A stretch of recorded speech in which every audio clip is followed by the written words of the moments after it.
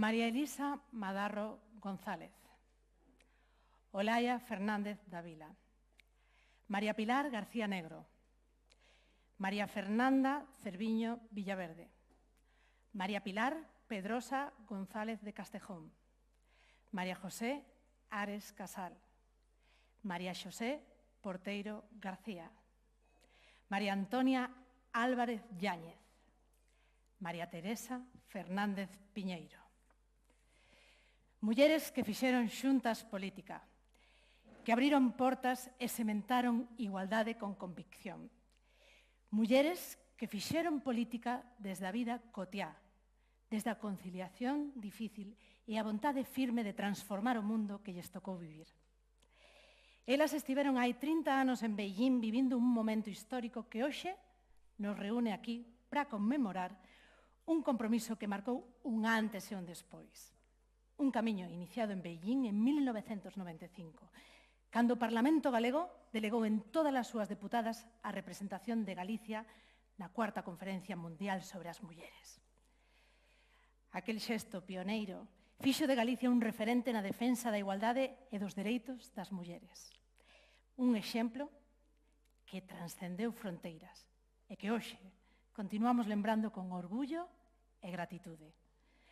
30 anos despois, mantemos viva esa herdanza, a forza que sostén e que coida, a esperanza que impulsa e que transforma.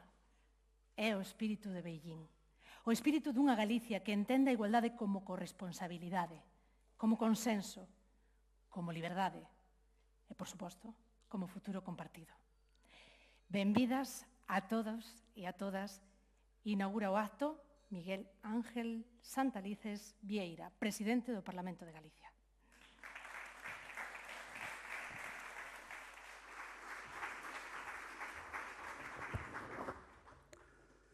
Bueno, moi bo día. Saúdo a Conselleira de Política Social e Igualdade da Xunta de Galicia, a exconselleira de Familia, Muller e Xuventude, era como se chamaba naquela época, deputadas do Parlamento de Galicia no ano 1995, María José Ares Casal, María Xosé Porteiro García e María Pilar García Negro. Saúdo tamén a vicepresidenta segunda da Mesa, a vicesecretaria da Mesa, valedora do Pobo, conselleiro maior de Contas, presidente do Consello Económico e Social, portavoces, deputadas e deputados, exdeputadas e exdeputados, autoridades, representación de organismos e entidades, señoras e señores. Moi bons días a todas e a todos. Benvidos ao acto de conmemoración dos 30 anos da Conferencia de Beijing. Para min, como presidente do Parlamento, é unha honra que a Cámara acolla a necesaria conmemoración dun fito histórico no que hai 3 décadas estivo presente o Parlamento de Galicia, representado honrosamente por varias deputadas da cuarta legislatura. Vaya por diante o meu recoñecemento ao seu dignísimo papel, que as levou a facer oír as súas voces nunha conferencia internacional na que participaron representantes de 189 gobernos e que marcou nos anos seguintes e aínda a día de hoxe o devir das políticas a prol da igualdade de xénero. Cúmprense 30 anos desde que as deputadas María Xosé Ares, María Teresa Fernández, Pilar Pedrosa, María Fernanda Cerviño e Elisa Madarro, do Grupo Parlamentario Popular, María Xosé Porteiro e María Antonia Álvarez, do Grupo Socialista, e María Pilar García Negro e Olaya Fernández Dávila, do Grupo do Bloque Nacionalista Galego, formaron parte das 17.000 persoas que asistiron á cuarta Conferencia Mundial sobre a Muller. Grazas a todas hoxe por acompañarnos e tamén as que non puideron estar no día de hoxe. As nosas deputadas viaxaron a Beijing para defender a declaración aprobada na Comisión para a Igualdade e os Dereitos das Mulleres coa unanimidade das 3 forzas políticas que tiñan representación daquela nesta Cámara. As deputadas galegas acordaron propoñer na Conferencia de Beijing a elaboración dunha Carta dos Dereitos das Mulleres que sería remitida a todas as institucións gubernamentais e públicas con responsabilidade na execución de políticas relativas á muller.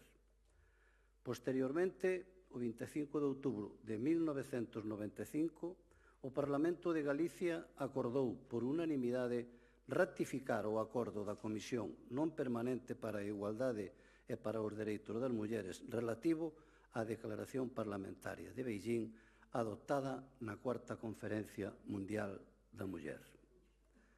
O Diario de Sesións recolle que naquela xornada o Parlamento de Galicia expresou a súa vontade de que esta declaración se traduza en medidas políticas que contribúan a solucionar os problemas de discriminación e exclusión social das mulleres. A declaración e a plataforma Beijing de 1995 é unha axenda con visión de futuro para o empoderamento das mulleres e aínda hoxe continúa sendo a folla de ruta e o marco de políticas internacionais para acadar a igualdade de xénero e os dereitos humanos das mulleres e as nenas de todo o mundo. Aquela conferencia mundial sobre a muller, celebrada en China, supuxo un fito no que participaron representantes de 189 gobernos que acordaron compromisos sen precedentes. Se nos detemos a reflexionar sobre os avances realizados a favor da igualdade de xénero desde que se adoptou a Plataforma de Acción de Beijing, podo afirmar que foron moitos e aí radica o poder dos acordos e a acción de compartilos. Galicia foi pioneira no ámbito da igualdade e contra a violencia de xénero, e consonte as obrigas impostas no artigo 4 do Estatuto de Autonomía de Galicia, vense comprometendo dende sempre de xeito exemplar en defensa da igualdade que non é nin máis nin menos que en defensa dos dereitos humanos. A Cámara Galega foi pioneira en 1994 ao dotarse da Comisión para a Igualdade e para os Dereitos das Mulleres, e tamén a primeira en aprobar a Axenda de Beijing. Nesta casa, que é a casa de todas as galegas e galegos, aprobamos a Lei para a Igualdade de Mulleres e Homes e a Lei do Traballo en Igualdade de Mulleres en Galicia, así como a Lei para a Prevención do Tratamento Integral da Violencia de Xénero. Ademais, doutras moitas medidas de impulso que supuxeron avances moi significativos nestes eidos que seguen a ser prioritarios para o legislativo. A Plataforma de Beijing definiu que a participación igualitaria das mulleres na toma de decisións non é só unha demanda de simple xusticia e democracia, senón que tamén pode verse como unha condición necesaria para que os intereses das mulleres sexan tidos en conta. Transcorridos casi 3 decenios daquela declaración que trouxo consigo avances destacados para mulleres e nenas en todo o mundo, non hai dúbida algunha de que ningunha democracia pode considerarse completa sin a participación e a acción das mulleres. Os avances legislativos e a evolución nos dereitos e a igualdade fortaleceron a nosa sociedade. Para entender o cambio que se ten producido nestes 30 anos, só hai que lembrar que despois das eleccións autonómicas do 2020 se constituíu a Cámara máis paritaria da historia con 38 mulleres e 37 homes. Moi lonxe daquela imaxe da primeira legislatura na que só 3 dos escanos, apenas 4%, tiñan nome femenino. E sen irnos máis lonxe, a súa presenza maioritaria no máximo órgano reitor da Cámara, a Mesa do Parlamento, na que me honro en presidir, no posto que con anterioridade ocuparan dúas mulleres, Pilar Rojo e Dolores Villarino, para quen quero ter un recordo. 30 anos despois, vemos avances. As mulleres incrementaron a súa presencia en parlamentos, en gobernos, ampliouse a súa presencia no mercado laboral, rachando coa frecha educativa e, afortunadamente, moitos países teñen adoptado e fortalecido leis para previr e erradicar a violencia contra as mulleres. Pero, pese a todo, a realidade é que seguen persistindo desafíos para a igualdade real e efectiva. Grazas a todas as compañeiras daquela legislatura e das seguintes. Lamento que non poidan estar hoxe aquí moitas daquelas protagonistas que fixeron aquel viaxe naquela legislatura, aos que lle debemos ter un Parlamento exemplar, onde se confrontan ideoloxías, propostas, iniciativas desde a necesaria perspectiva de xénero, pero sempre con respeto. Foron moitas as mulleres que fixeron posible a Galicia de hoxe, mulleres que loitaron e se adiantaron ao seu tempo, en defensa da liberdade e da súa independencia, como se fixera unha moza, Rosalía de Castro, ao escribir: eu son libre, nada pode conter a marcha dos meus pensamentos, e eles son a lei que rexe o meu destino. A todas elas, grazas. Con aquel mesmo espírito colectivo abordamos hoxe as aprendizaxes de Beijing para seguirmos construindo consensos nunha sociedade que aspiramos a que cada día sexa máis igualitaria. Poderemos escoitar a continuación a reflexión de algunhas das protagonistas daquela etapa que abriu o camiño para ampliar a visibilización e dereitos das mulleres e das nenas de todo o mundo. O proceso de Beijing desencadou unha vontade política notable que conectou e reforzou o activismo e o asociacionismo dos movementos de mulleres e nos comprometeu cun claro acordo acerca de como lograr a igualdade. Ao remate, as representantes dos 4 grupos parlamentarios actuais asinarán un manifesto de Beijing a Galicia, un compromiso que sigue en pé, como recoñecemento ao legado das que nos precederon, e coa determinación de refrendar a folla de ruta que 30 anos despois continúa a guiarnos.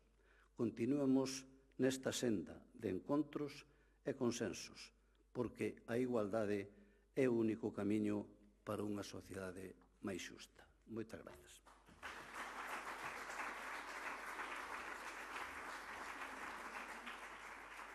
Moitísimas grazas, presidente. E sen máis, imos dar paso ás protagonistas de hoxe. A unha representación das deputadas galegas que estiveron facendo historia hai 30 anos en Beijing. Un momento que creo, se me permiten, moi emotivo porque darán voz a todas as súas compañeiras das 3 forzas políticas que había no Parlamento galego en aquel momento. As que hoxe non poden estar aquí por diversos motivos persoais e, sobre todo, as que xa non están connosco. Pido un caloroso aplauso e que me acompañen neste escenario a María José Ares Casal, exdeputada do Grupo Parlamentario Popular de Galicia.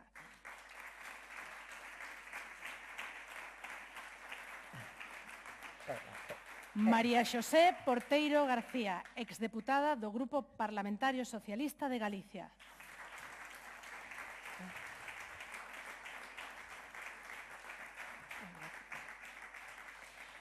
María Pilar García Negro, exdeputada do Grupo Parlamentario do Bloque Nacionalista Galego. Manuela López Besteiro, exconselleira de Familia, Muller e Xuventude. Por favor.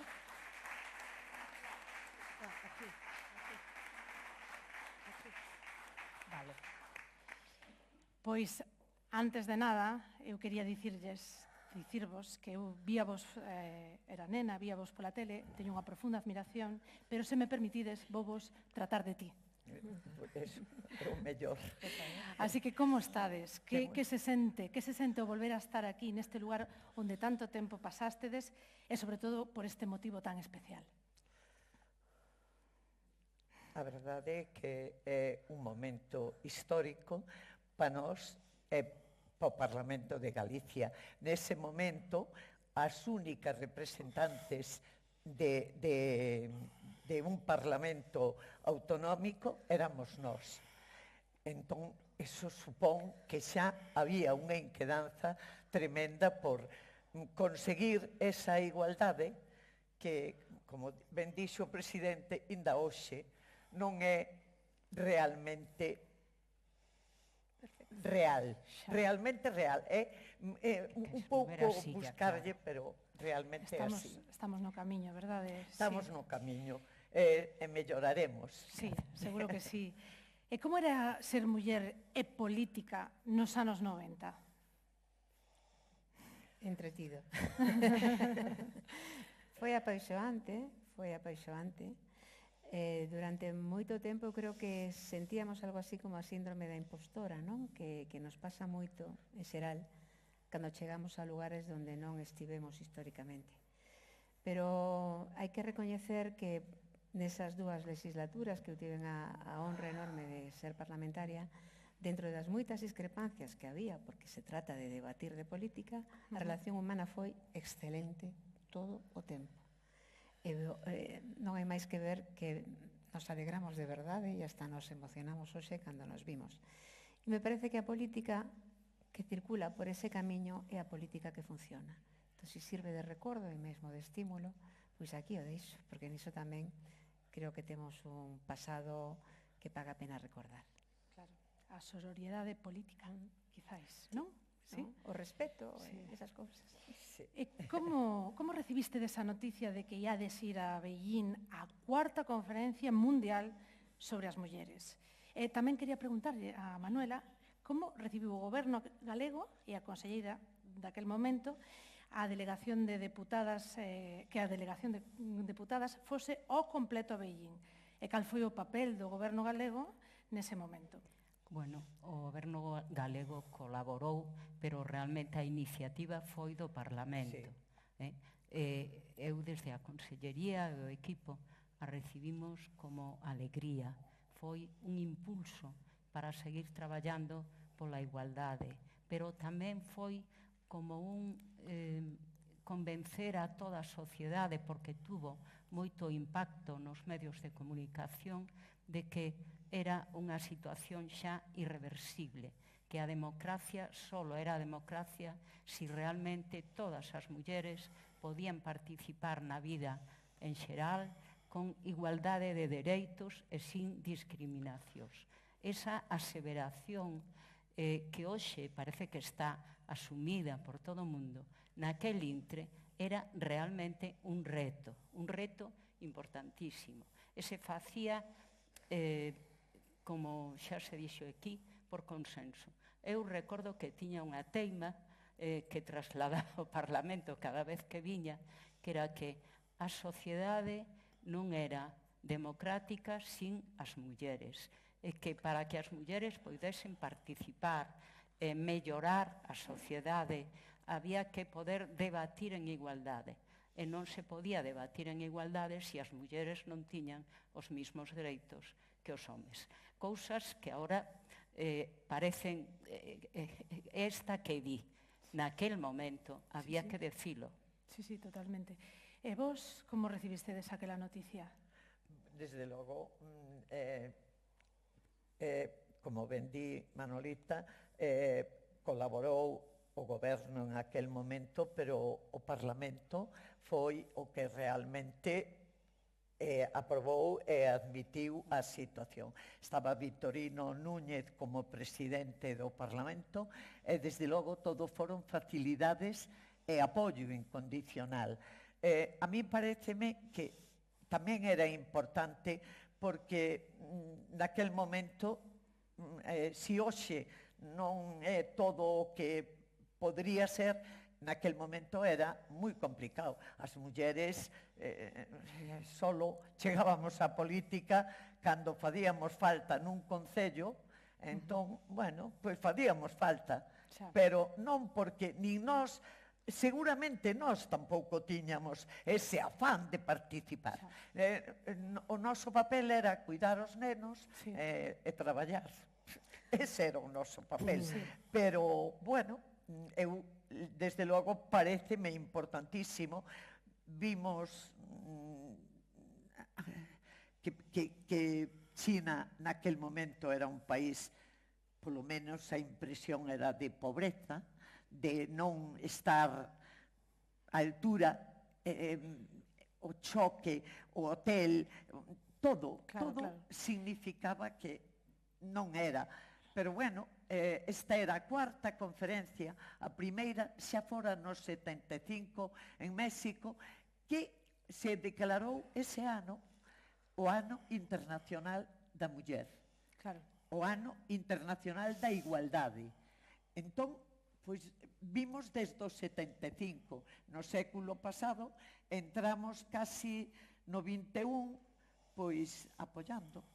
E aquí seguimos. Intentando. Por favor, que Sí. quería... A moderadora preguntábanos que tal nos sentíamos. Eu respondo a pregunta, wonderful, en fin, inmellorabelmente. A outra cousa é o país e outra cousa é o mundo. Claro, o país, naturalmente, Galiza, e o mundo mundial. Eu quixera, en primeiro lugar, celebrar a realización deste acto, non só en termos de memoria histórica, nen tampouco por respeito ou agarimo a un legado, porque eu, como diría Mari Carme Krukenberg, eu aínda estou vixente, así que legado de momento vou no aparcar. De momento. Outra cousa que si teño moito interese en que se coñeza, claro, o que fixemos e o que seguimos a facer. Así que celebro esta realización, como digo, deste acto e agradezo. Antes de máis, tamén quixera expresar un recordo agarimoso ás compañeiras que por unha razón ou por outra, como xa foi dito, non nos poden acompañar aquí, e moi en especial un recordo agarimoso tamén á memoria de Elisa Madarro e de Pilar Pedrosa, que xa non nos acompañan neste mundo e que foron compañeiras, sempre cun trato moi cordial, que tamén viaxaron a esta cuarta conferencia mundial organizada pola ONU en Beijing.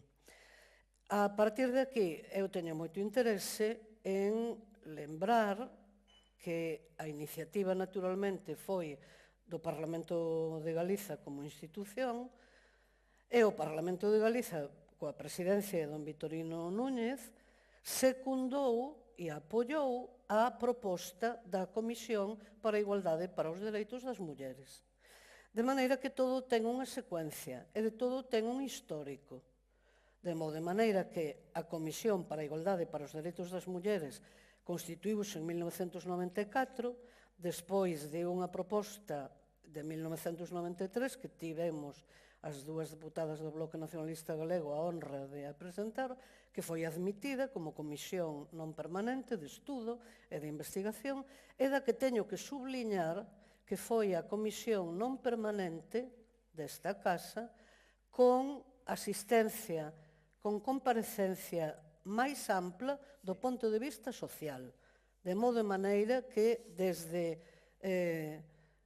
congregacións religiosas até asociacións de amas de casa, de empresarias, sindicalistas,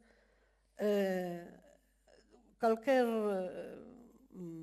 sobre os amplos temas que tratamos, calquer efectivamente representación social que de unha por unha vía ou por outra se ocupase dos problemas das mulleres, que non teñen data de caducidade, e a prova ou unha prova é este mesmo acto que estamos realizando. Entón, de aí, desa Comisión para a Igualdade e para os Dereitos das Mulleres, pioneira, efectivamente, no conxunto das asembleas legislativas de todo o Estado, e con este nome concreto, xurdiu a iniciativa e a correspondente petición á Presidencia do Parlamento para irmos como galegas e como Galiza a esta celebración mundial.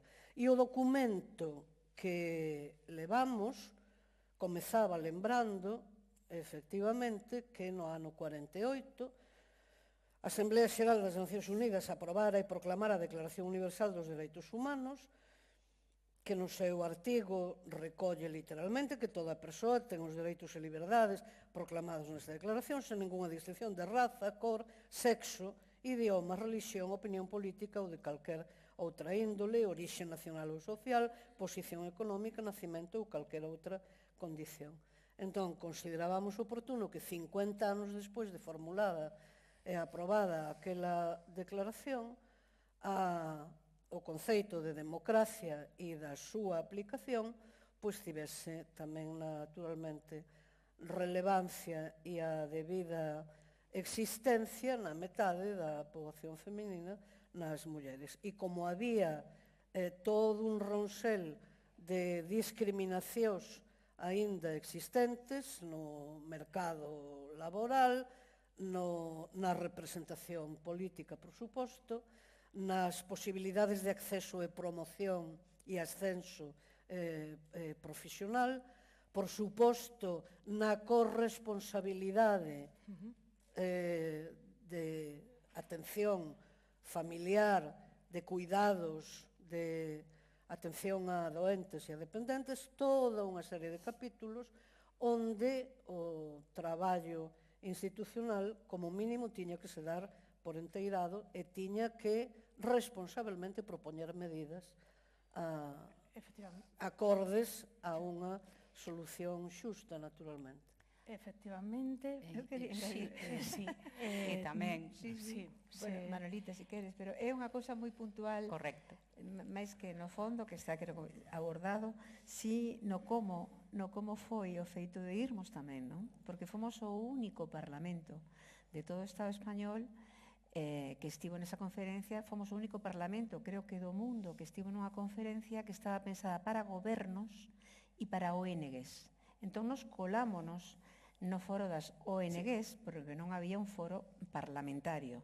É dicir, iso é unha singularidade que, bueno, é histórico e lle dá, eu creo que un certo encanto, por non decir un valor engadido, a isto, que foi froito, efectivamente, un acordo unánime absoluto por parte a través da comisión da que fala Pilar, pero que nos permitiu estar nas aprobacións que se fixeron finalmente no foro de gobernos e aportar as nosas ideas, se hai algunha que logo recordarei, se hai tempo, e estar no foro de ONGs donde poidemos ver o mundo inteiro en toda a súa diversidade e a homoxeneidade da problemática das mulleres en todo o mundo nesa altura do século. E ese privilexio, logo, e se remato con isto, tivemos a sorte de poderlo levar a toda Galicia, porque nos chamaron de todos os concellos, de todas as diputacións, de todas as organizacións, e íbamos as que podíamos, fomos durante un ano, non paramos de contar. Conto esta parte que parece máis anecdótica, pero que eu creo que é moi de nós, non? Que é unha cousa que nos singulariza. Significativa, sí. Por favor, Sí, Manuela. eu un pouco, escoitando a Pilar, recordaba de como foi o aterrizaxe meu na política e no Parlamento na terceira legislatura, a primeira do presidente Fraga. Eu viña, non quero estenderme moito, porque viña do mundo da educación, que seguramente era o sector refuxio donde non había discriminación, porque mestres, profesores, inspectores entrábamos por oposición. O mellor a universidade hai que facer algunha reflexión aparte, non? Pero aí non había discriminación. E claro, cheguei ao Parlamento e éramos 9 deputadas, 9. 4 do Partido Popular, do Grupo Parlamentario Popular, entre elas Pilar Pedrosa e Elisa Madarro, 4 do Partido Socialista e unha do MNG, Pilar García Negro. E cando vin aquelo, o primeiro que pensei, algo hai que facer. E saliu a proposición de lei de creación do Servicio Galego de Promoción da Igualdade, que foi, eu creo que o cerne de moitas políticas de promoción das mulleres, que logo se quedou pequeno, logo xa hai 2 direccións xerais, naquel momento pois era un servicio autónomo. Recordo especialmente que debatimos sobre esa creación Pilar García Negro, do PSOE era... que foi alcaldesa de Ares un tempo. Rosa Migueles, eu, por o partido naquel momento de Coalición Galega, Santos Soujo, e de Esquerda Galega López Facal. E aínda chegamos a acordos, o que decía María Xosé, de encontrar consensos. Bueno, cada un ten as súas limitacións ideolóxicas, pero dentro desas limitacións creo que todos sabíamos o que queríamos. Debates que eu recordaba outro día lendo, pois si debía de ser un organismo autónomo dependente do presidente e non do conselleiro de Traballo.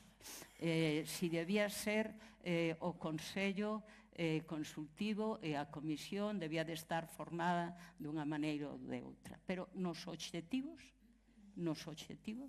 non había, eu creo, ningunha diferencia notable. Outra cousa foi que logo na legislatura seguinte, xusto cando foi a conferencia de Pequín, a min tocoume na cuarta legislatura estar na consellería. E o primeiro que dixen é o nome de muller vai no título da consellería. E así foi. Pois agora imos seguir falando do 25 de outubro de 1995, que a orde do día do Pleno do Parlamento recollía a ratificación do acordo do 2 de outubro de 1995 da Comisión non permanente para a igualdade e para os dereitos das mulleres no relativo á Declaración Parlamentaria de Pequín, adaptada pola Cuarta Conferencia Mundial sobre as Mulleres. Alí falaron como voceiras María Xosé Porteiro, María Pilar García Negro e Maite Fernández. Maite hoxe non puido estar aquí, pero ten algo que dicirvos e Olaia Fernández Dávila tamén.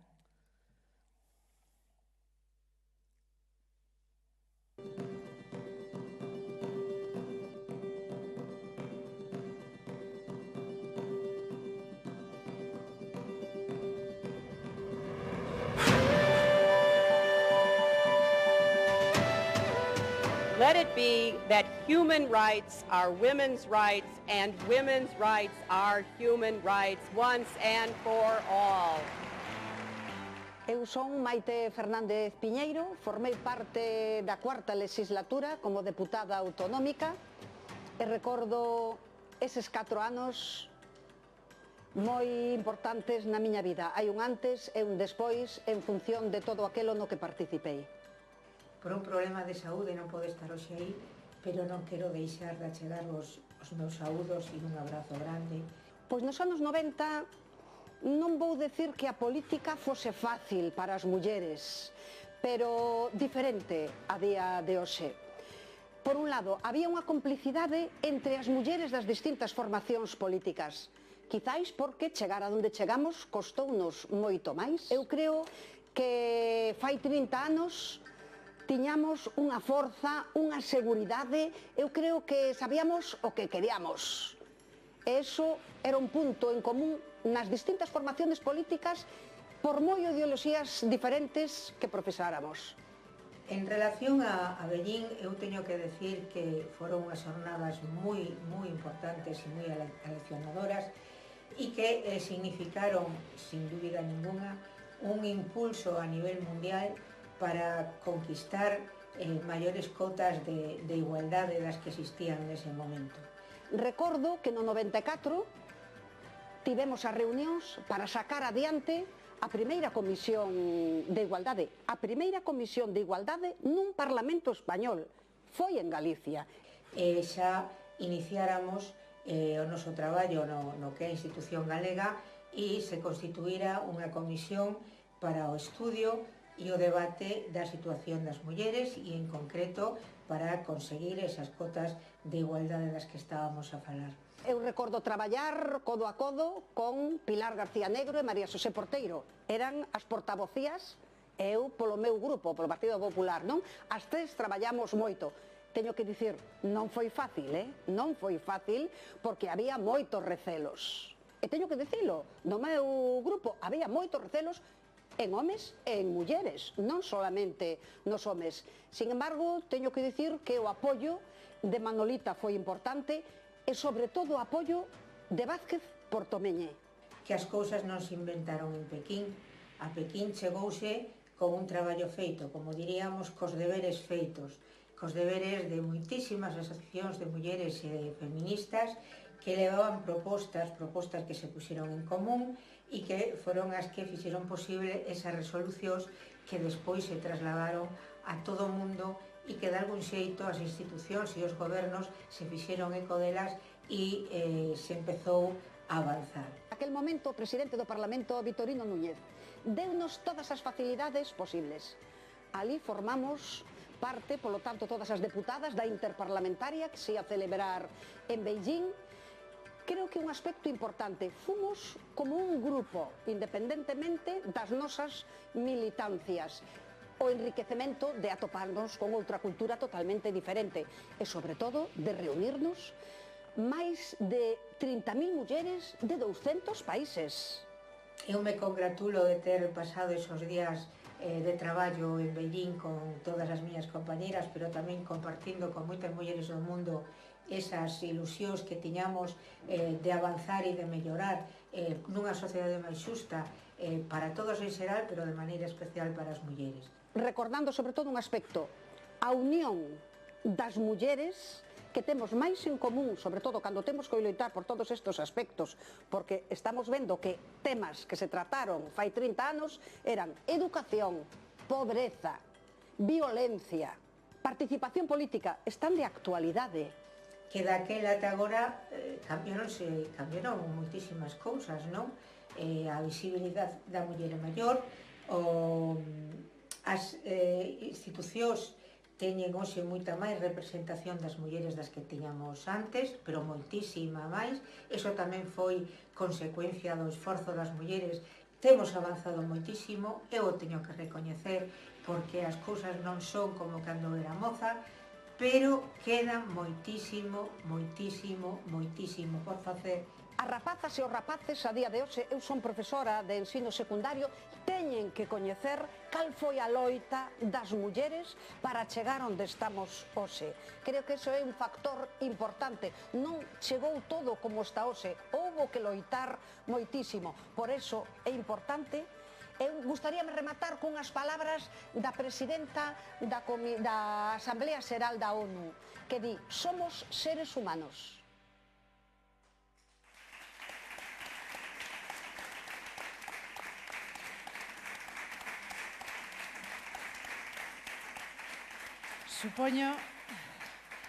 Supoño que había moito tempo que non as viades, vin esas caras emocionadas. A verdad que chega. Que me emociona porque o que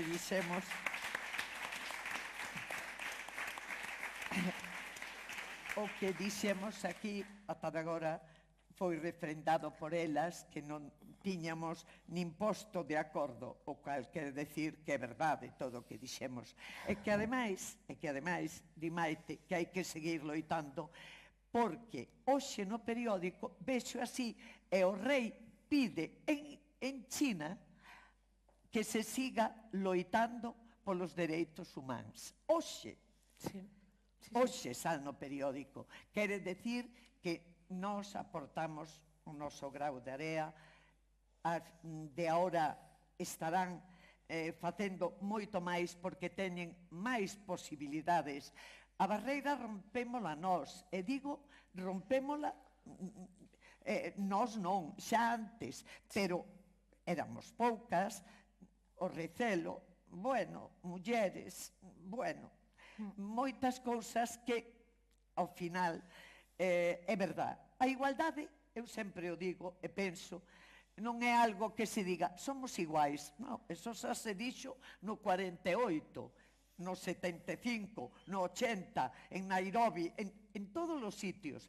Ahora, que se consiga e que se teña moito, penso, naqueles momentos, era tamén o ambiente que se vivía nas nosas casas. Eu, como concelleira nun pobo, dime conta de o difícil que era ser muller nese pobo. Era moi difícil. De feito, cando fui concelleira no ano 91, e cando se celebraron os 25 anos de democracia, seguía sendo a única concelleira nese pobo. Iso quere decir que ou non nos chamaban ou non estábamos. E non estábamos porque o ambiente non era propicio. Quizáis referentes que non eran visibilizados, os referentes que necesitaban tamén nenas para despois poder querer ser, non? Porque vemos, antes de darlle esa palabra, vemos esta imaxe do 95 e do 2025, unha representación de mulleres do 16% no Parlamento que hoxe está no 52%. E antes de continuar co que querían comentar as compañeiras, tamén quería engadir esta pregunta, se me queren responder, como recibiron os compañeiros que se falase de feminismo e de igualdade? Pilar, estaba... Sí, Non, Pilar.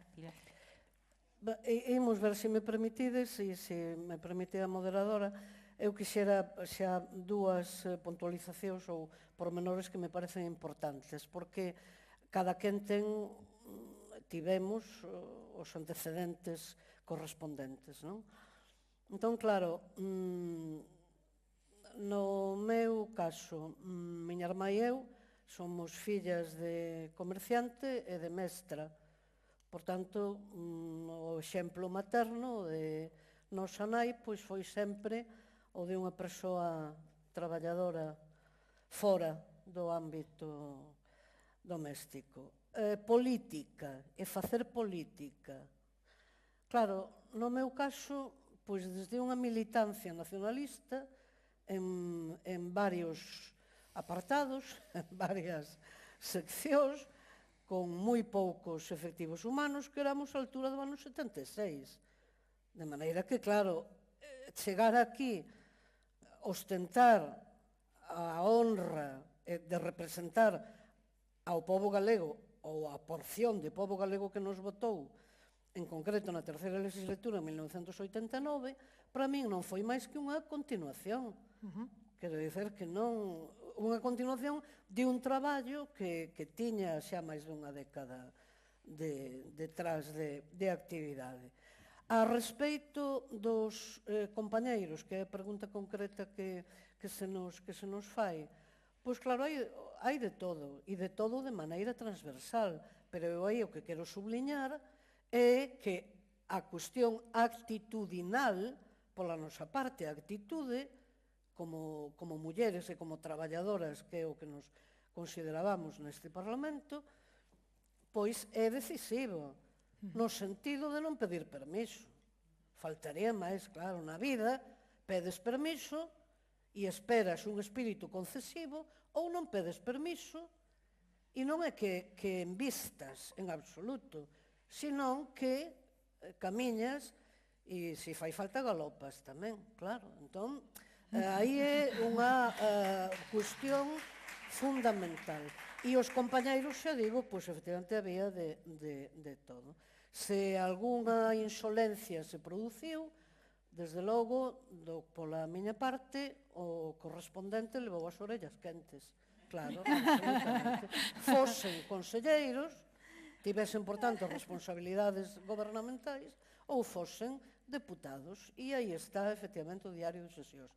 E logo, o que é moi importante tamén, na liña do que as compañeiras xa dixeron, hai 30 anos, 1995, Beijing, Comisión para a Igualdade para os Dereitos das Mulleres, etc. Coido que aí, sen grandilocuencia de ningún tipo, o que conseguimos, ou o que se conseguiu, foi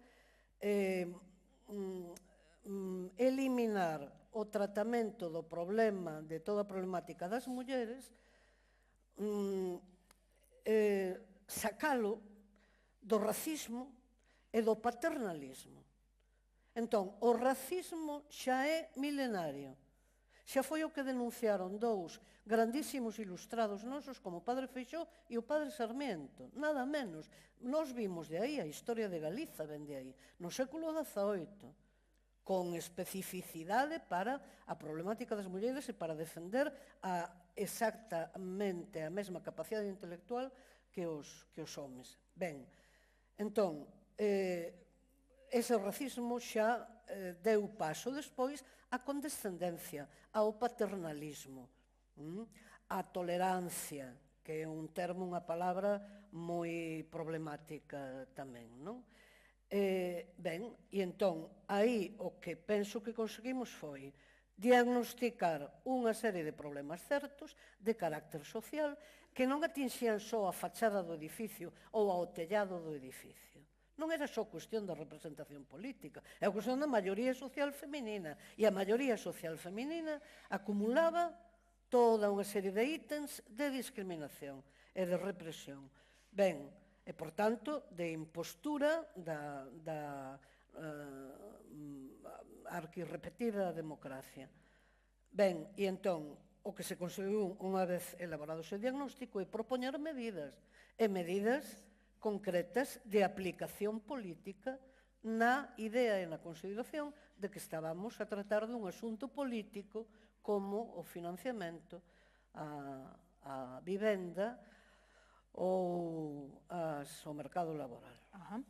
Antes de continuar, que falará primeiro Manuela, despois falará María Xosé, imos ver unha foto que tamén podemos comentar. Manuela, se queremos continuar. Sí, bueno, eu sin ánimo de ser demasiado extensa, porque teñen que falar María José, temos aí un pouco calada, Pilar e eu tendemos a estendernos cecais demasiado, pero sin ánimo de ser demasiado extensa, acerca de como se defende sendo muller nun ámbito no que priman os homes. Pois simplemente facendo o que un ten que facer. Si encontramos reticencias, eu volvo a decir que a proposición de lei se creou, se desenvolveu no ano 90 xa, foi, eu creo, que o cerne de todo o que despois se foi facendo. Eu tiven o apoio total de Víctor Portomeñe, que era o portavoz, o apoio total de Fraga. E quero decir que non era moi fácil sacar unha proposición de lei cando o goberno é do teu mesmo grupo político, porque o lóxico é que saian como proxectos de lei.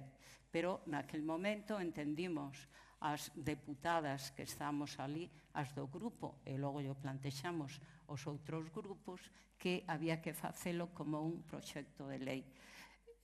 Bueno, algunhas preguntas de algúns diputados, si se facían, e para que, e por qué, pero en xeral todo o mundo votou a favor, non quedaba outra cousa. Despois, desde o goberno, pois tiñamos claro todo o que estaba sin facer e que había que facer. Non sei se este é o momento de explicalo, porque, insisto, non quero, pois, ocupar demasiado tempo para que as demais poidan expresalo. Moitísimas grazas, Manuela, porque de feito quixera engadir ao turno de palabra de María Xosé unha pregunta. Con todo isto que están dicindo as compañeiras, ti crees que era máis sinxelo daquela chegar a consensos na política? Depende de cada momento, cada lugar, que tema. A política é un lugar para chegar a acordos, pero tamén para confrontar. E se non se confronta, pois estaríamos sendo ilusas. É dicir, hai posicións que hai que achegar ou precisamente separar, porque esas son as ideoloxías. Outra cousa é, efectivamente, probablemente en asuntos máis concretos pode haber máis discrepancias. Aquí estamos a falar de algo moi horizontal, moi global e moi mundial. Digamos que Galicia estivo non só a altura, sino que eu creo que mesmo por diante do que noutros parlamentos do Estado español estaban pasando, ou pode estar pasando hoxe en día. A mí me gusta dicir iso, non porque eu pense que por ser galega somos mellores, ou sodes... Non, pero casualmente non, iso pasou aquí. É dicir, iso pasou aquí. E si quero lembrar que outro día, repasando os discursos das voceiras, vou facer unha autocita, pero que a mí chamoume a atención que eu falaba dun pacto, propoñíalle aos compañeros diputados un pacto entre xéneros. Un pacto entre xéneros, e que estábamos falando de algo así tan original, tan raro, e no que alguén tiña que renunciar a algo. Non, isto non iba de gratis, non iba de fácil, para nada. Pero, bueno, o feito de podermos ir a Pequín como fomos, de que fixemos unha auténtica piña coas nosas discrepancias, que entre nós discutimos moito, tamén o pasamos moi ben xuntas. Foi unha aventura humana espectacular, trouxemos regalos para todo o mundo, que non sei se se lembrarán. Viñamos coas maletas cheas, porque era unha experiencia tremenda. Pero o discurso fundamental que nos escoitamos naquela conferencia non era descoñecido para nós, era do que falábamos aquí. E iso tamén é importante. Éramos Galicia, éramos galegas de todas as forzas políticas, estábamos a falar das mesmas cousas que estaban a falar as que representaban a países musulmáns, as que representaban as mulleres da Igrexa Católica, as que representaban as mulleres indígenas que ainda estaban en Estados Unidos, as africanas, e había un 90% de coincidencias, logo non estábamos tan equivocadas, e si era preciso un pacto de xénero. E ese pacto de xénero, con todas as dificultades e con todo o que poda ir e retroceder, eu creo que é imparable, mesmo que hai momentos que fan pensar que pode perigar, pero si foi posible naquel momento, como non, non? Verdade. Non sei se te contestei. Sí. E, de feito, gustaríame moito preguntarche que levas na man. Ah, sí, conteixo. Este é unha libreta comprada en Pequín. Toda chea de notas, con algunhas intimidades como que comimos en non sei onde, canto puxo cada quen do seu peto, atopei no outro día nun baúl, dixen teño que levalo. E coas notas que eu tomei do que iban dicindo, claro, xornalista, ao fin e ao cabo, iba tomando nota de moitas das cousas que dixeron algunhas das representantes. E eu, se vos parece, e por xa non ocupar máis tempo a palabra, se queredes, deixo aquí a miña intervención, pero quería facer referencia a algo que dixo unha muller nixeriana que a mí me gustou moito e algunhas veces o repito. A ver se atopo, vou rápida. Vou rápida porque ela falaba dun dito da súa avoa, que decía, onde estás, Bisi Fanjani? É que me puxen algo nerviosa, sabedes? Non pasa nada, Sí, porque... isto é que ademais, seguramente estas páxinas había tempo que non as pasabas. Sí, mira que aparecer agora. Que arrecendo, non? Que Sí, que arrecendo vos chega a todas. Vamos alá. Porque a comida sería distinta, non? E todo o que En un faciades... restaurante chinés nos atopamos a xente en galega que estaba ali facendo... Como non? Non vou decir quen, porque é algo que non se debe comentar, é unha persona coñecida, pero sí. Vimos moitas cousas. Bueno, era por dar o nome da persoa que falaba, que era unha representante de Nixeria, unha muller moi culta, que decía que non hai nada tan duro que non se poida ablandar. E decía algo, perdón polo comentario, que ninguén se poña mal, non hai nada tan difícil de ablandar no corazón dun home que non se poida conseguir. Ela falaba de outra cousa, eu digo vos así, e con esa frase, en algunha medida, nos daba ánimos a todas porque había unha enerxía tremenda de todas pensando o mesmo. E trae un recado de Ana Míguez, porque naquela conferencia de ONGs estaban tamén ONGs galegas, concretamente Alecrín e Mulleres Xóvenes Area. Ana está hoxe enferma, pero quere recordar que a proposta de Galicia aprobouse incluir dentro do que se considerou acoso laboral, que non existía como tal definido, acoso laboral no traballo, onde Galicia tamén estaba sendo pioneira e se estaban defendendo unha media de 3-4 casos naquel momento.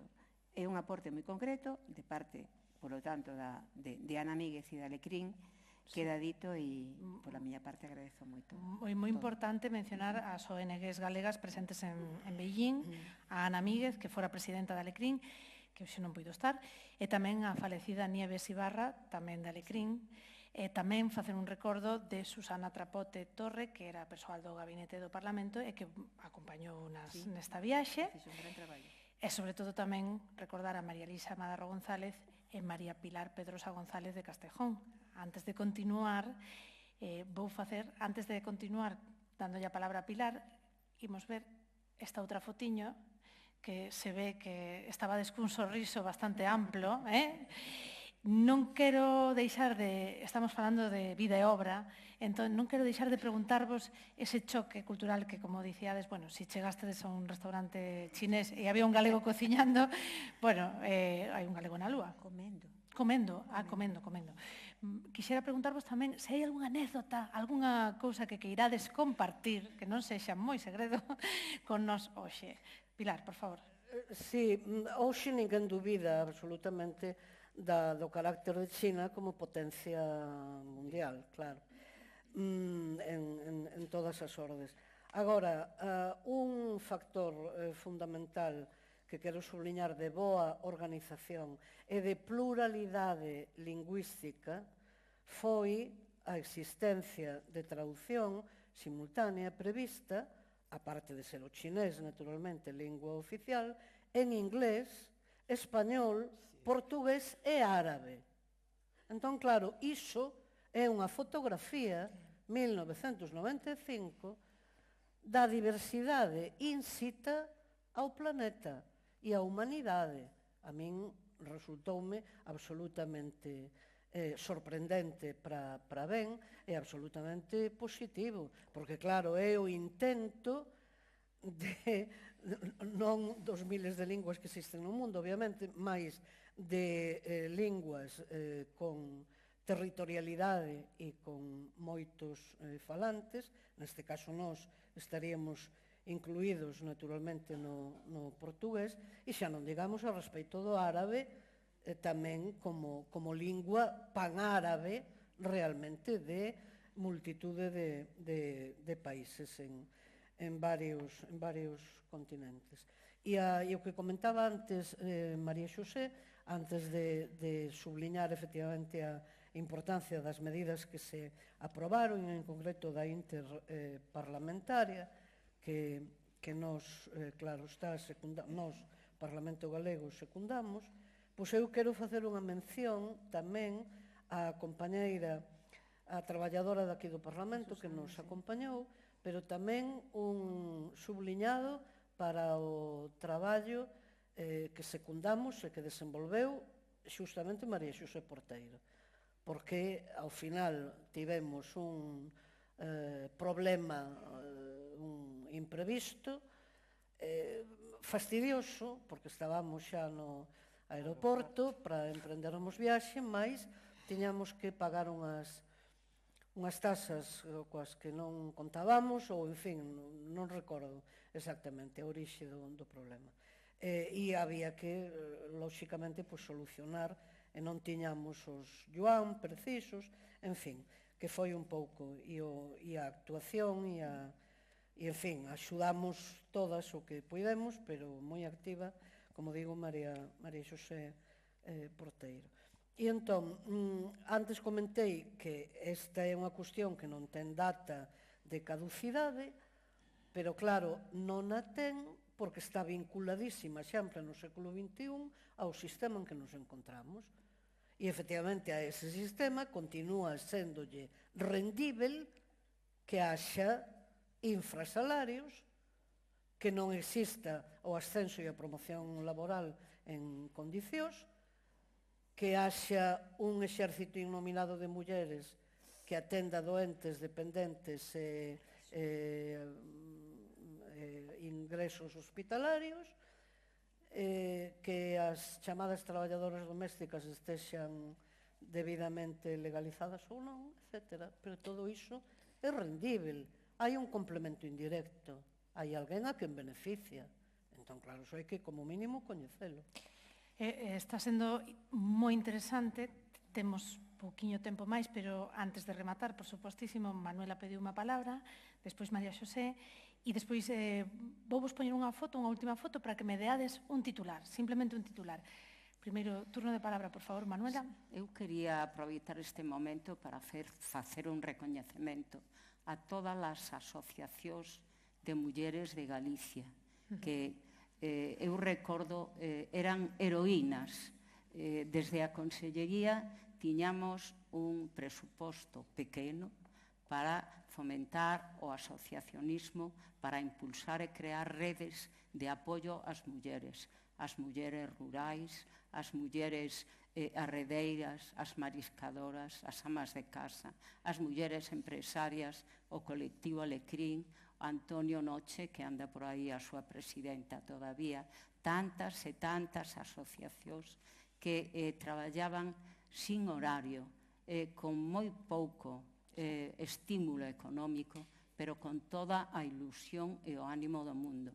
Eu recordo, por exemplo, que todavía costou moito, pero moito, o recoñecemento das asociacións das mulleres redeiras e das mariscadoras como traballo profesional, pero recordo que as mulleres rurales non conseguiron a cotitularidade hasta fai, creo que foi no 2012, e ata entón elas traballaban, pero non podían ser cotitulares da empresa agraria, non podían tomar decisións. Esos avances foron gracias ás mulleres. Eu, desde a Consellería, tiven que darlles as gracias moitas veces e seguirei dándollas agora desde fora. O maior problema que as mulleres naquel intre tiñan era, máis que económico, que seguro que sí, de acceso a traballos para os que aínda non tiñan determinados colectivos a formación suficiente. Eu recordo que dende a Consellería tiñamos un programa de formación e fomento do emprego que na primeira legislatura era corto, presupuestariamente falando, pero na segunda legislatura o conseguir a transferencia das políticas activas de emprego e ter, por o tanto, nas maus, para decirlo coloquialmente, a posibilidade de fomentar o traballo das mulleres, creamos, por exemplo, o programa EMEGA, que aínda hoxe funciona, desde a Consellería para fomentar o asesoramento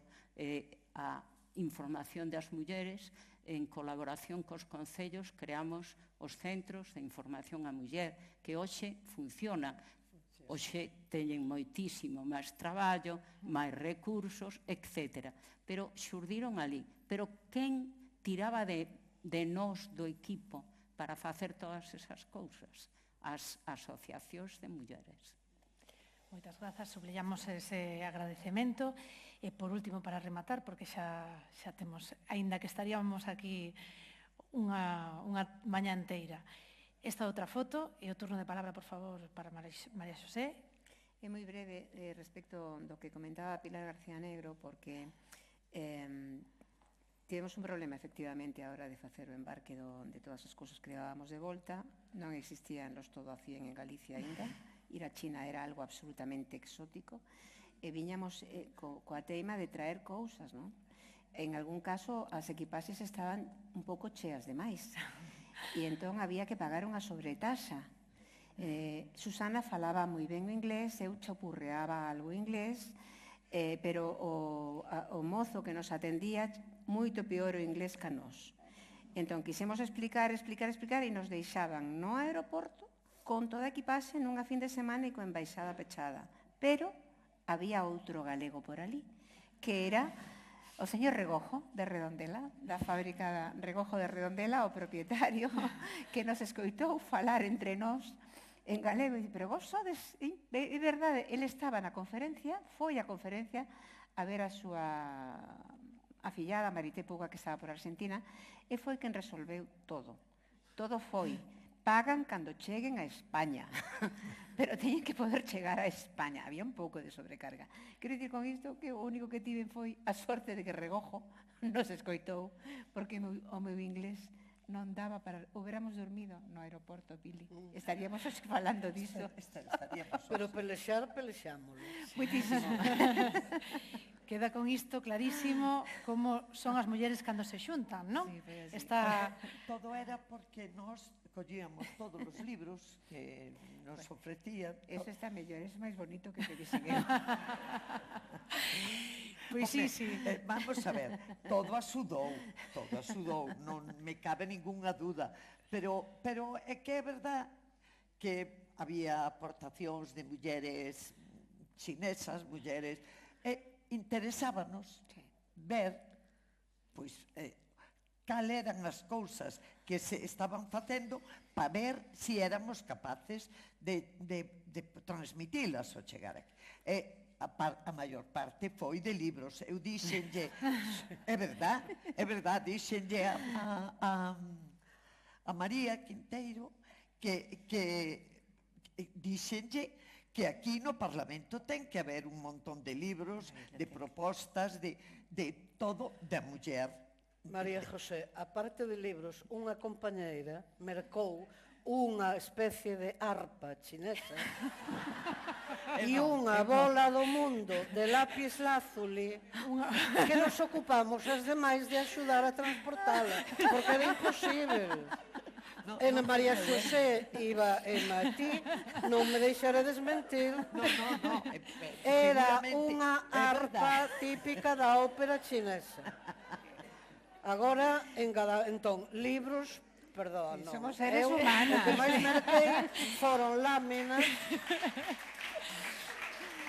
Éramos seres humanas.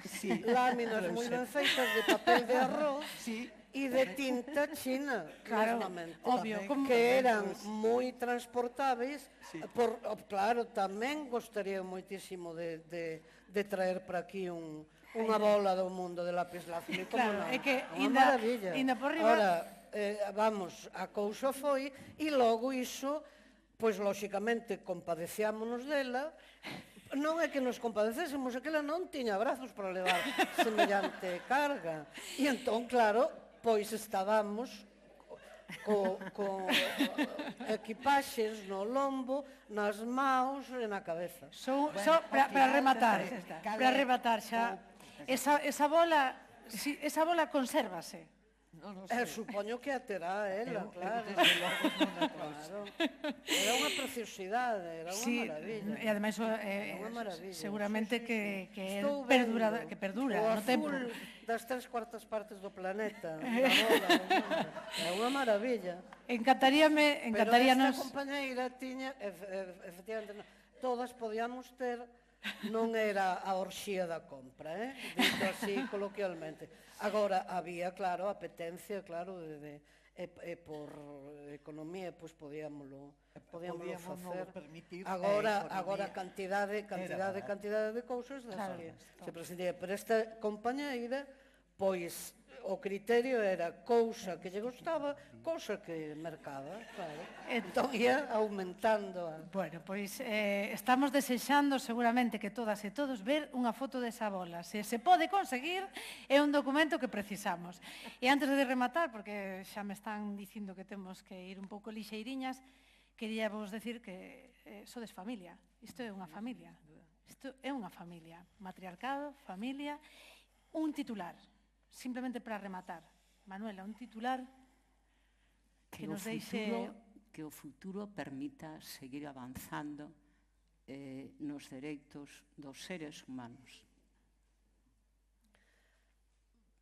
Pois eu voume acoller unha frase do ilustre escritor que foi, e que é, pola memoria da súa obra, Xosé Chaurrego, cando confesaba a respeito do seu xénero, dos homes, deixamos de ser machistas teóricos para seguir sendo masculinistas prácticos.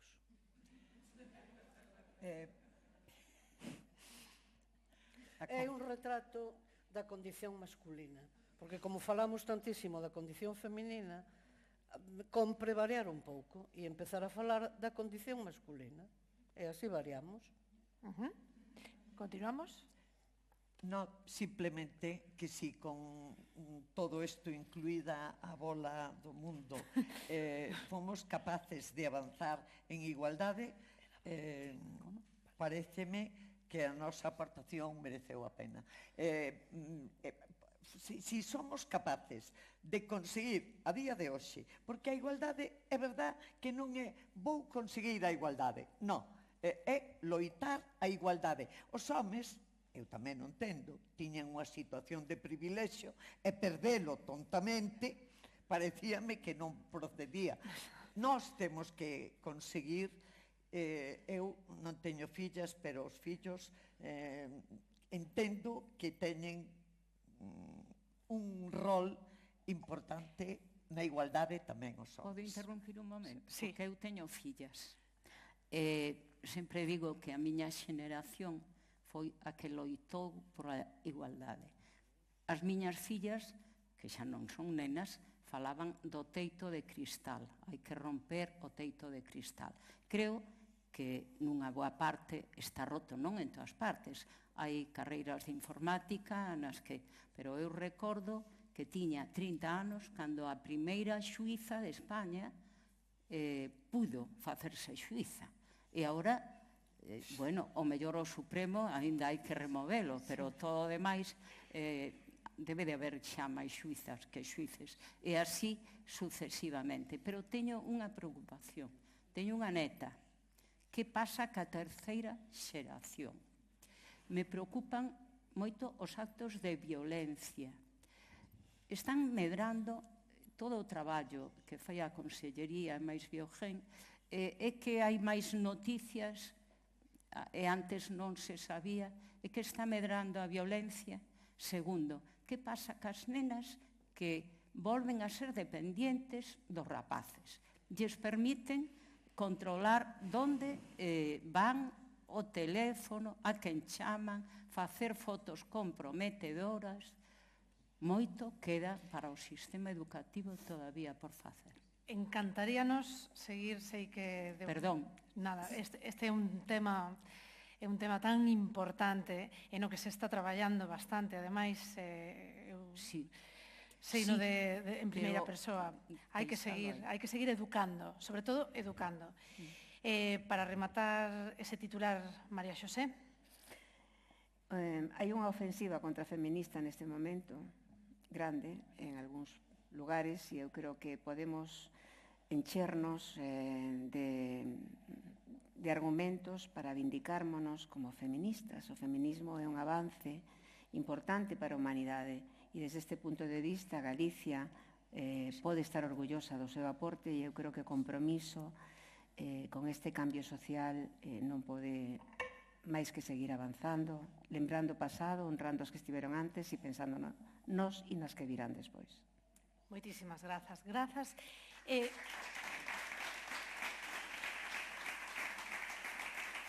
Grazas de todo o corazón. Quero subliñar unha reflexión que acabo de facer poética, que se estas mulleres atravesaron o mundo co mundo metido nunha maleta, dun lado ao outro coa súa mensaxe, que máis poético que iso? Que metáfora tan fermosa nos acabades de contar. Grazas de todo o corazón. É un privilexio e unha honra para min estar aquí con vos. E agora, antes da asignatura, se queredes tomar asento, imos disfrutar... Sí, vale. Moitísimas grazas. Grazas. Un placer enorme, Pois, mentres que axeitamos este espazo musical, tamén lembraba coas vosas palabras, como dicía dona Emilia, que ia sentar naquela cadeira, aínda que non lle deixaran sentar, non? Xa vimos dende dona Emilia e moitas outras que foron abrindo camiño, pero vos en especial estades sendo homenaxeadas hoxe por iso. E como vos dicía, agora, antes da sinatura do manifesto, imos deixar un pouquiño de tempo para a música. Recibimos, por favor, cun forte aplauso a Antía Muiño e Miguel Arribas.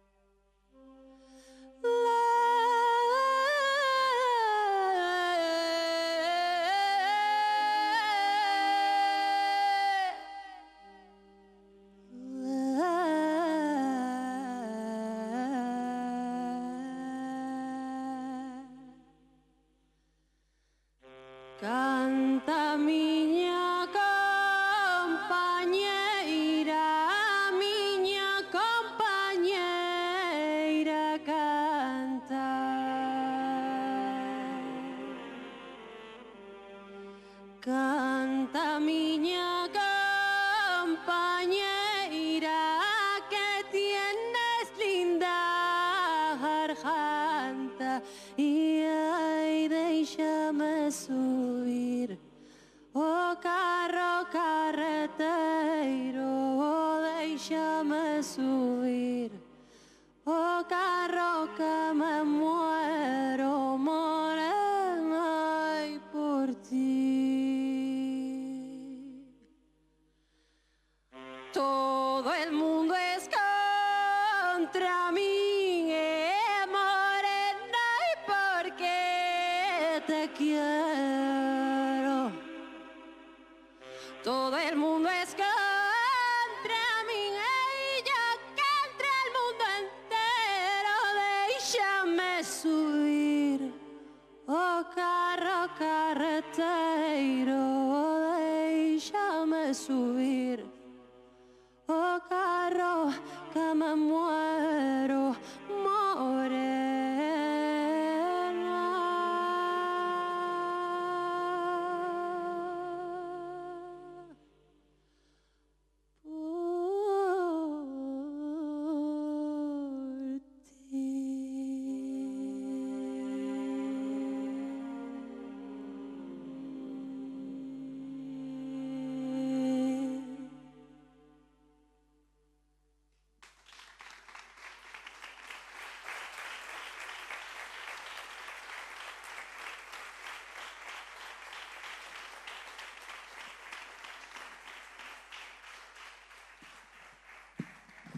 Moitísimas grazas. Bueno, para min unha honra estar aquí, é un privilexio, síntome moi agradecida. Moitísimas grazas polo convite.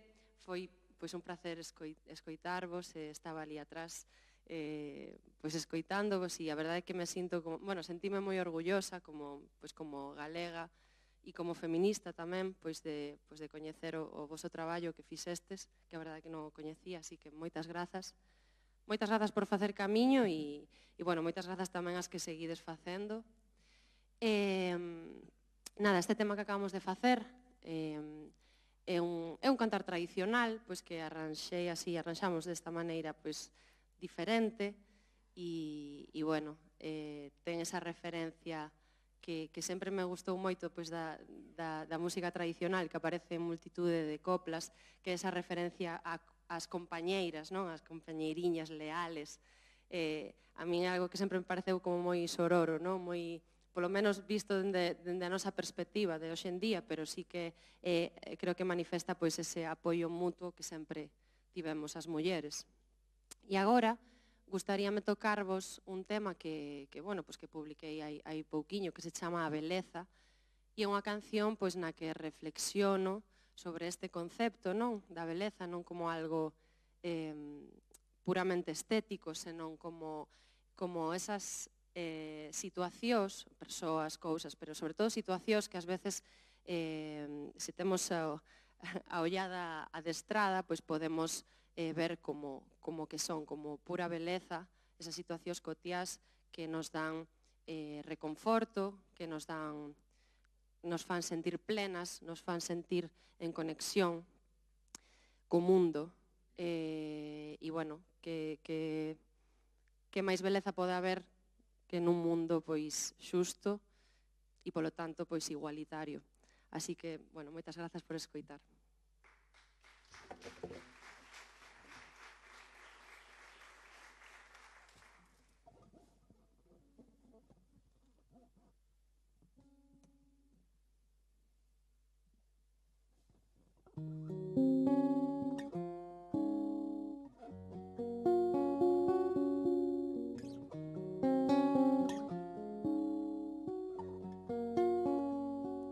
A beleza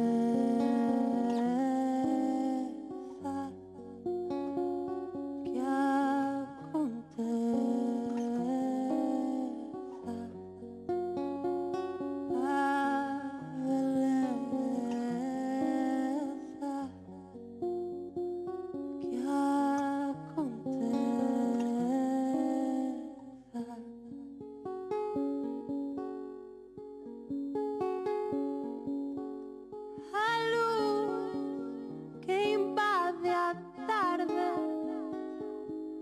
os anos as costas e años que han de pasar, todos los caminos que están por andar.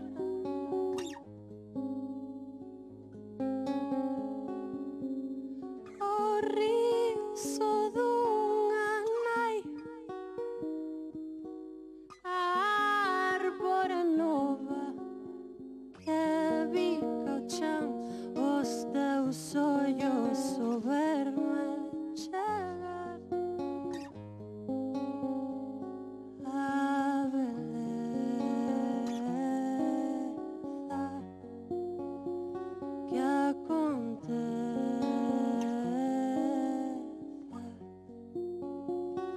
a beleza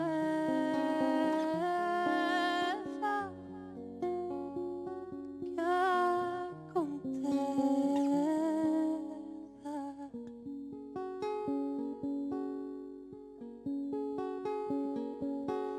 A pedra mollada de Santiago,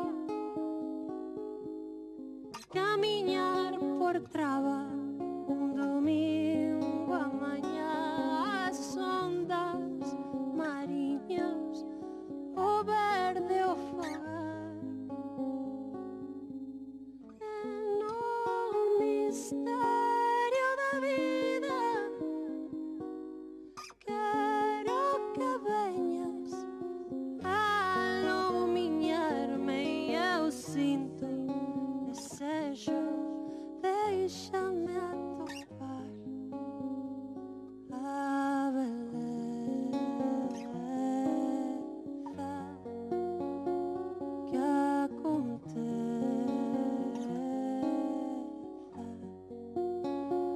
a beleza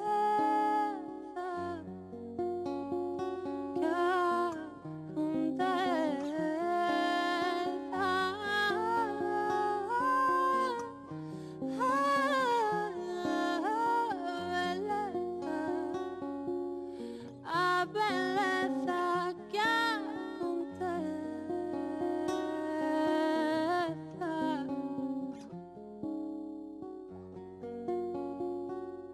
a beleza.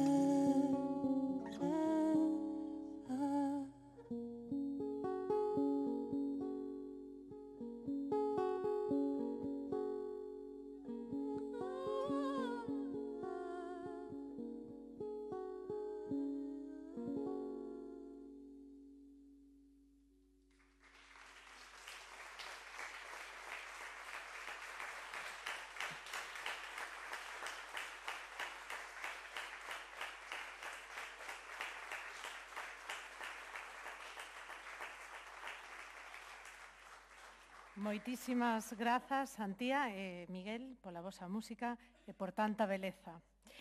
Pedimos novamente que suba ao escenario o presidente do Parlamento de Galicia, Miguel Ángel Santalices Vieira, que vai dar lectura do manifesto de Beijing a Galicia, un compromiso que segue en pé e que asinarán hoxe os 4 grupos parlamentarios da Cámara Galega. Por favor, presidente. Bueno, primeiro darvos as grazas ás que participaste nesta xornada, porque creo que foi unha xornada que deixou ben claro o voso compromiso histórico e ao mesmo tempo hasta foi amena, porque sí, foi amena, a verdade, pero con carga de profundidade, pero hai que dicir que foi amena. Por lo tanto, moitas grazas e moita saúde para todas vos. Bueno, vou ler os compromisos que é o manifesto do Parlamento de Galicia polo 30 aniversario da Conferencia de Beijing. E que di: os dereitos das mulleres son dereitos humanos, unha frase dita en moitas ocasións nas últimas décadas, pero que tivo o seu xerme en 1995 na cuarta Conferencia Mundial sobre as Mulleres. Porque hai 30 anos o mundo reuníase en Beijing e facía esa afirmación tan esencial como transformadora nun encontro que supuxo un punto de inflexión na loita pola igualdade, que inspirou políticas, leis e cambios sociais que melloraron a vida de millóns de mulleres en todo o planeta, que mellorou, en definitiva, sociedades de todo o mundo. Galicia tamén estivo presente naquela cita, A participación das deputadas galegas na conferencia de Beijing foi símbolo dun tempo novo, no que a voz das políticas galegas comenzaba a ocupar o lugar que lle correspondía. Elas daquela ocupaban tan só 16% das bancadas da Cámara, mais foron quen de representar a forza, a persistencia e o compromiso dun país que sempre soubo avanzar grazas á implicación e ao traballo conxunto de toda a sociedade. 3 décadas despois, as deputadas ocupan no Parlamento de Galicia o 52% dos asentos, un reflexo de todos os avances que acadamos, pero que, por suposto, seguen a ser insuficientes. Por iso mesmo, o Parlamento quere recoñecer aquel legado e renovar o compromiso co espírito e cos principios de Beijing, que son coa igualdade real e efectiva entre mulleres e homes, coa eliminación de todas as formas de discriminación e violencia contra as mulleres, coa participación plena das mulleres en todos os ámbitos da vida política, económica, social e cultural. As forzas representadas nesta Cámara, respetando a diversidade e a pluralidade política, unimos as nosas voces para afirmar que a igualdade e a loita pola eliminación de calquer tipo de violencia contra as mulleres é unha cousa común, un valor e unha causa común, un valor compartido e unha responsabilidade colectiva na que non caben retrocesos. Porque unha Galicia máis igualitaria é tamén unha Galicia máis xusta, máis democrática e máis libre. Beijing foi un punto de partida, non unha meta, moi especialmente por profundar no recoñecemento de violencia contra as mulleres como violación dos dereitos humanos e liberdades fundamentais en todas as súas manifestacións, co fin de remarcar os consensos de Beijing en todos os ámbitos. Hoxe seguimos traballando desde as distintas institucións públicas galegas para que as nenas e mulleres de Galicia poidan vivir sin medo, decidir en liberdade e ocupar todos os espazos sen limitacións nin discriminación e, por suposto, libres de todo tipo de violencias. Este manifesto é un recoñecemento ao legado das que nos precederon e foron quen de alzar as súas voces en momentos de moita dificultade. É tamén unha chamada á sociedade galega a seguir avanzando xuntas con esperanza, compromiso e determinación para facer realidade o que se refrendou hai 30 anos e que hoxe continúa a guiarnos. A igualdade é o noso camiño, a nosa responsabilidade e a nosa forza como país. Santiago de Compostela, 14 de novembro de 2025, as forzas políticas representadas no Parlamento de Galicia, Grupo Parlamentario Socialista, Grupo Parlamentario Popular, Grupo Parlamentario Bloque Nacionalista Galego e Grupo Parlamentar Mixto. Non sei quen é o que nas ten que chámalas ti ou... Sí, chamos. Vas chamando ti. Sí, vou chamando. Pídolle que permaneza... Non se vaya, por favor, que permaneza aquí con nós. Moitísimas grazas, presidente. Agora sí, por favor, convido a que suban ao escenario Paula Prado del Río, portavoz suplente do Grupo Parlamentario Popular de Galicia, Olalla Rodil Fernández, portavoz suplente do Grupo Parlamentario do Bloque Nacionalista Galego, Paloma Castro Rei, deputada do Grupo Parlamentario Socialista de Galicia, Armando Ojea Bouzo, portavoz do Grupo Parlamentario Mixto, que asinarán pola mesma orde de chamamento.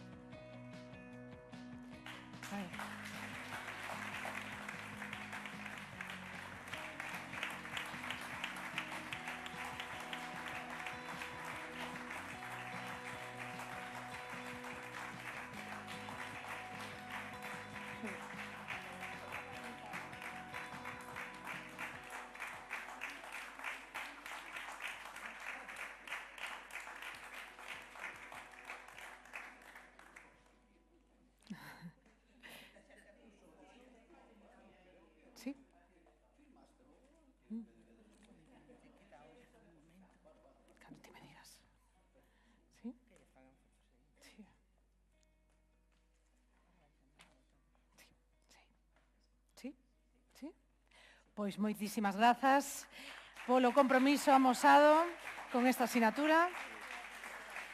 Poden volver aos seus asentos. E agora, moitísimas grazas.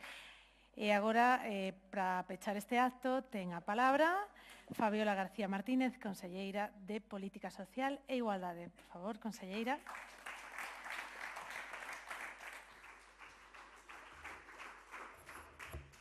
Bueno, querido presidente do Parlamento de Galicia, voceiros dos distintos grupos políticos, convidados, convidadas, directores xerais e demais autoridades presentes, moi bons días a todas e a todos. Hai 3 décadas, todas as diputadas galegas desta Cámara facían historia en Beijing. Un grupo de mulleres valentes que levaron a este cumio internacional celebrado en China as propostas pioneiras da nosa comunidade de Galicia. Elas, todas vos, puxéchedes voz a cuestións tan importantes e relevantes como a igualdade laboral, a eliminación da violencia contra as mulleres ou a tan exótica naquel momento corresponsabilidade. Deste encontro, en 1995, xurdiu a famosa Declaración de Beijing. Un compromiso sen precedentes pola igualdade de xénero, un acordo unánime e inédito entre países e tamén entre organizacións civís e que partía dunha base que era moi sinxela. Os dereitos das mulleres son dereitos humanos. Un fito na historia recente no que Galicia, as mulleres galegas, xogamos un papel esencial.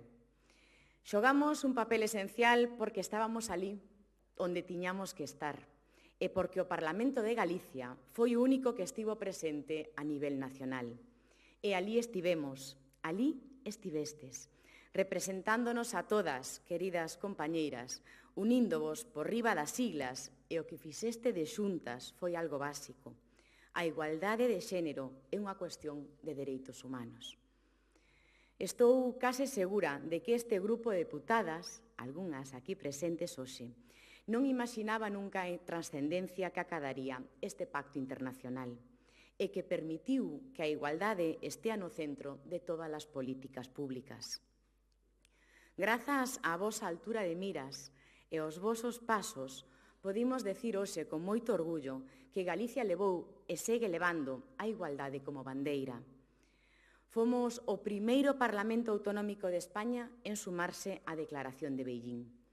Nesta Cámara creamos a primeira Comisión en Igualdade de toda España e pusemos en marcha a primeira lei contra a violencia de xénero.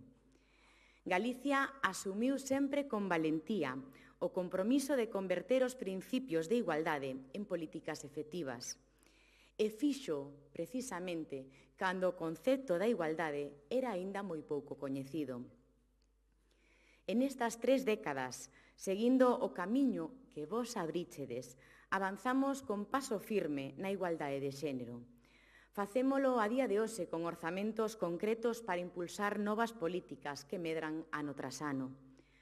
Facémolo con medidas específicas para a promoción da igualdade e a loita contra a violencia de xénero, como esos centros de información á muller que chegan a día de hoxe a 200 concellos e que seguiremos blindando e reforzando, e os que próximamente se sumarán os CIMs móviles.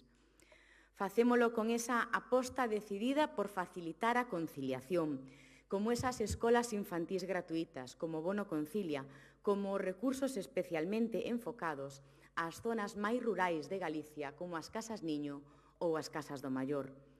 Facémolo fomentando, ademais, que esa conciliación sexa corresponsable, con recursos e programas concretos para iso, e facémolo impulsando, por suposto, tamén novas leis, como esa Lei de Igualdade e que está en vigor dende o ano 2023.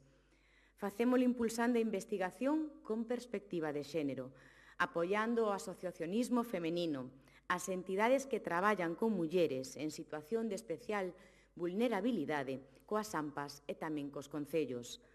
Facémolo traballando no ámbito do emprego, para rematar con esa fenda salarial de xénero que aínda existe a día de hoxe. E facémolo, como non, apoiando o emprendemento femenino. De feito, hoxe mesmo, o Diario Oficial de Galicia publica a resolución do EMEGA con 400 proxectos de emprendemento feminino apoiados con 5 millóns de euros. Facémolo tamén poñendo a disposición de todas as vítimas de violencia de xénero medidas e recursos de protección integrais, con as axudas máis completas a nivel nacional, coa atención integral de carácter habitacional, psicolóxica e xurídica, e con avances conseguidos dende este Parlamento, como a consideración de vítima de violencia de xénero as mulleres que sufren violencia sexual ou son vítimas de trata, e facilitando, ademais, a súa emancipación e a súa independencia económica, a través desas achegas pioneiras e tamén dos programas que todos coñecedes e que están consolidados en Galicia, porque hai que recordar que sin independencia económica non hai independencia real.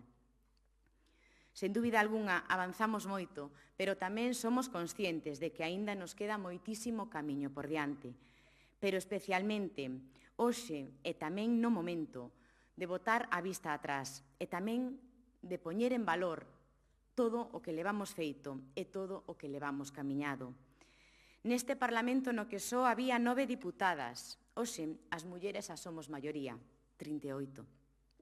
Representando fielmente o que acontece cada día na sociedade galega e logrando situar a igualdade como unha das prioridades dos e das galegas. O empeño e a fortaleza dun grupo de mulleres conseguiu que Galicia estivese presente nun dos momentos máis importantes da política internacional do século XX. E hoxe, 30 anos despois, vendo todo conseguido, teño moi claro, temos todas moi claro, que a través do consenso, do apoio e do esforzo compartido nesta Cámara podemos seguir construindo grandes fitos.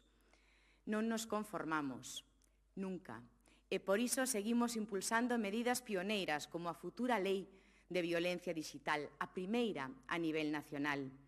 Unha norma que nos achega aínda máis á realidade dunha sociedade cada vez máis tecnolóxica, en a que queremos facer fronte aos novos tipos de violencia e desigualdades que aparecen neste novo ecosistema digital. Se hai algo que aprendemos gracias á Declaración de Beijing, gracias a todas vós, é que ningún avance en igualdade se consolida sen vontade política, sen compromiso social e sen ter ben claro que o futuro debe escribirse en igualdade. Grazas a todos os grupos parlamentarios polo momento que acabamos de vivir coa asinetura hoxe deste manifesto, que dará xa para a historia deste Parlamento, pero tamén para a historia de Galicia. E grazas, como non, a Manolita, a Pilar, a María Xosé, a María José, por esta conversa, pero sobre todo por achegarnos aqueles momentos e sobre todo aqueles anos nos que todas vos loitastes xuntas e traballastes en descanso. Non teñades dúbida de que recolleremos sempre ese testigo que nos déstedes, ese testigo cargado de responsabilidade e que o agarraremos sempre con moitísima firmeza para seguir avanzando e construindo esa Galicia mellor que todos queremos e que todas merecemos. Moitísimas gracias e moitísimas gracias de corazón para sempre.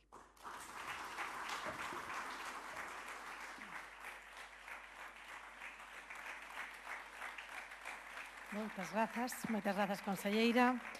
Imos chegando ao final desta conmemoración dos 30 anos de Beijing, pero antes pido, por favor, ao presidente do Parlamento que nos acompañe no escenario, porque imos facer a entrega das insignas conmemorativas deste ano e que suban, por favor, as nosas queridísimas María José Ares, María Xosé Porteiro, María Pilar García Negro e Manuela López Besteiro. Por favor.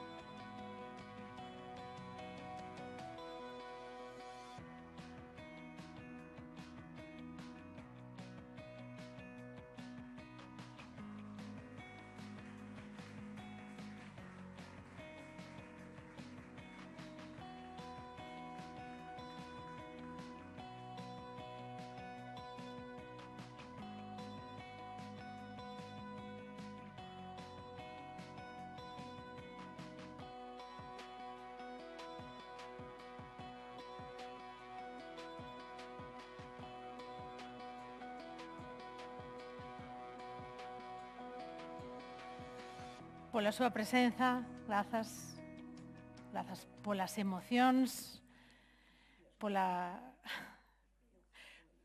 Ben, é que isto é compartir, claro que sí, isto é... Sí. Iba a chamalas, sí, estaba a piques de chamalas, pero bueno, xa, por favor, os grupos parlamentarios que se acheguen ao escenario para facer a foto de familia.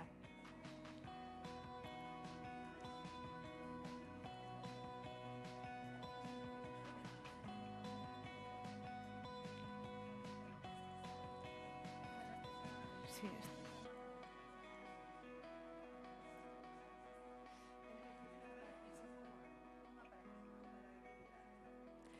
Sí.